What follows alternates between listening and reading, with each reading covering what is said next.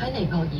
瑪麗嘉每個月嚟經期嘅時候，佢都要困喺一個可怕嘅月經小屋，孤單度過。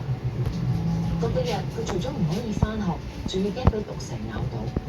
有啲女仔仲因為燒炭取暖，吸入過量一氧化碳而失去寶貴生命，令人痛心。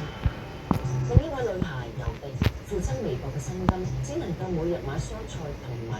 勉強填飽一家人嘅肚，根本冇多餘嘅錢俾尤迪去買衛生巾，佢唯有用豆腐代替，但係咁樣好容易受細菌感染。佢仲試過因為驚經血滲漏而唔肯返學，咁樣會影響學業進步。尼泊爾政府喺2017年已經立法禁止月經小屋，不過受根深蒂固嘅文化觀念影響，喺偏遠地區依然能夠見到月經小屋嘅蹤影。國際培幼會喺尼泊爾社區致力掃除對月經嘅歧視，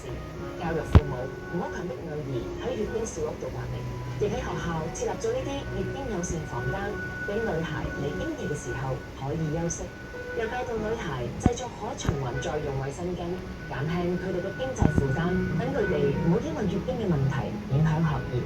每日只需港幣4蚊，可以透過培幼愛女孩月經計劃，讓女孩得到公平對待，免受月經禁忌困擾，專心讀書，